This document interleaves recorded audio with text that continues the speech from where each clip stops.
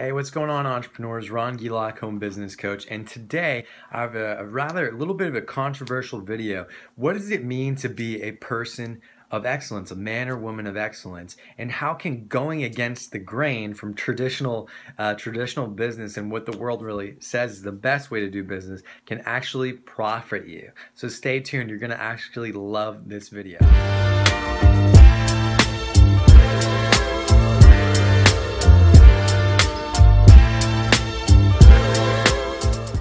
Hey, we're back, and so for today's video, I want to actually tell you a story about one man and his friends being men of excellence and really going against the grain here. So here's the story. There was a man named Daniel, and he had three friends.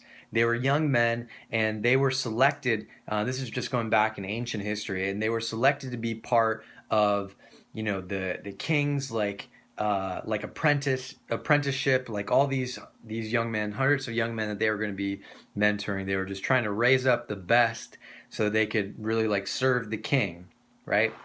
So you know, there were four guys from the tribe of Judah, and they were selected already because they stood out. They were already easily seen as excellent individuals. Interesting, right? And what was cool about these guys is once they were in the program, they said, "All right, now listen, you're gonna have to eat the king's food here, like all his all these kind of foods." I have no idea what they're eating, but the way the story goes is that it wasn't actually the best food for you, but it was what the king was eating, all these delicacies and probably like rich I'm saying the word wrong, but like very rich food, not always the best for you. So Daniel actually asked the guy that was overseeing him, he's like, "Hey, is it cool if me and you know, my three friends here, we don't eat that food? I don't really want to kind of defile my body that way. It's you know, I want to be excellent here." And the overseer goes, "Hey, I don't know, I can't really let you do that because if you're not eating the king's food, he's actually going to kill me." And Daniel goes, "All right, well, listen, how about we just do this? Let's compromise. Let's just do it for 10 days. You have all those guys over there eat the king's food however you want it. And for me and my friends, we're just going to eat fruits and vegetables and water for 10 days. After 10 days, you can have, we'll do whatever you want. You know, just come look at us again." So 10 days goes by, and the results are that Daniel and his three friends are actually have you know, gained more weight and are in better shape and better condition than the guys who are eating all the king's food over here. So what happened is, they didn't have to eat the king's food anymore. They were seen as like wise and they got to keep eating like this really good way and following that. So another time came by where, you know, the king had like this dream, right?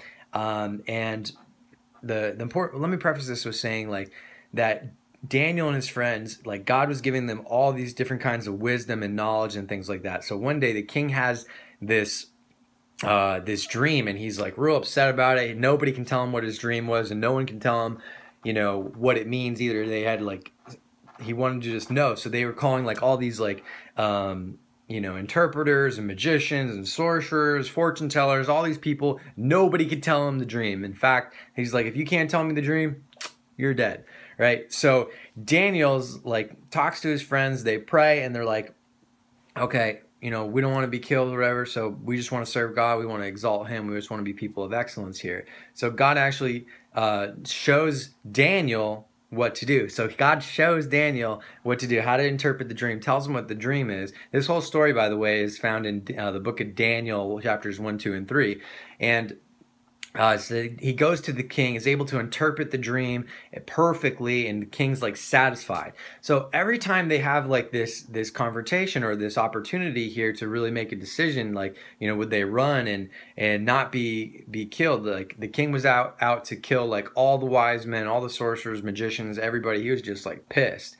And, you know, instead Daniel actually goes to the king and says like, "Hey, you know, I can help you with this," right? Even though if he had got it wrong, he would have been killed, right? And it's the same thing before. If they went against the king and didn't eat his food, they would have been killed, and the guy who's overseeing them would have been killed.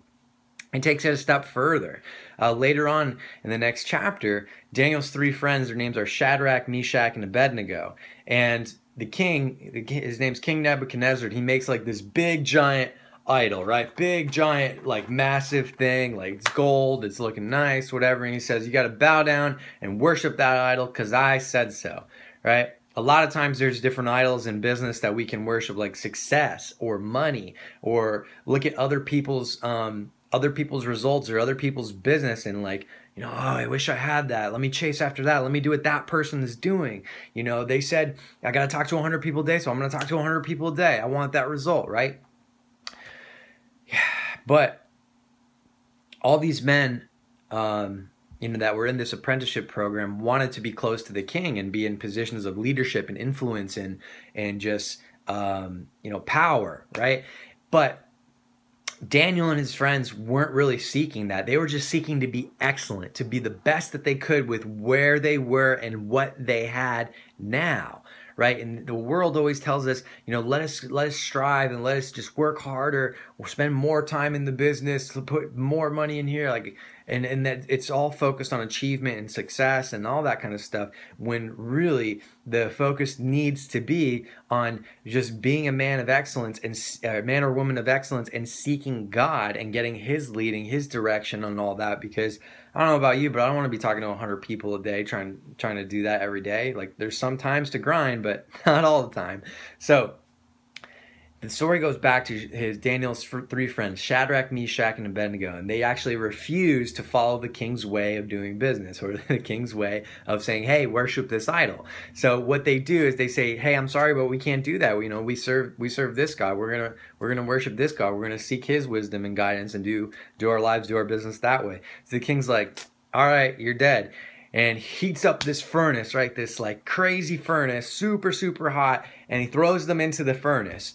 And this is, again, in the first few chapters of Daniel, the book of Daniel in the Bible here. And they don't die. They don't get burned. In fact, not even their clothes gets burned. I'm wearing this flannel today. This thing would have went flared up right away, right? But King's looking into the fire and sees them walking around, and it's not hurting them. And this just blows the king's mind. He calls them, he's like, Shadrach, Meshach, and Abednego, come out of the fire. And they walk right out. They don't even smell like smoke. Don't even smell like smoke, bro. And then the king's like just so floored at the way they're living, and just they're saying like, hey, we're serving the one true God. We're doing business his way. Okay, I'm adding that. We're doing business his way.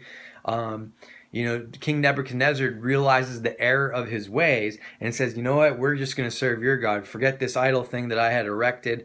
Let's serve your God. I'm going to focus on him and all that. And the chapter ends with King Nebuchadnezzar promoting them, exalting them, promoting them even further above in the king. They got a rank advance, like network marketing, you just rank advanced, right? And this is all because they were doing business God's way.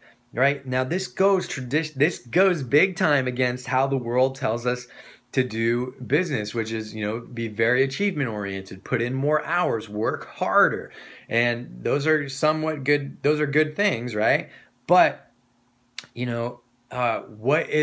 what is motivating them? What's the motive of these guys' hearts is to serve God, to love God, to seek his direction, his leading, his guidance, and be excellent with what they have, with where they're at. And because they were honoring God with everything that they did, everything that they were, in a due season, Galatians says, book of Galatians in 6:9 says, do not grow weary in doing good, for in a due season you shall reap. And in a due season, Daniel and his friends reaped beyond anything they were imagining or seeking or whatever. They're just seeking God and be excellent and be content in that. And what happened to them is they were put into positions of influence, power, and of incredible success.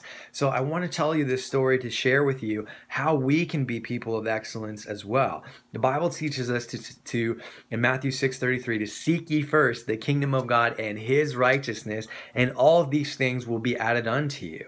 It's really more of a relationship. It's not striving and achieving and that kind of stuff, right? And I know this sounds weird, especially if you're an entrepreneur, but what if this actually works? I can tell you it works in my life, and I can tell you it works in Daniel's life too.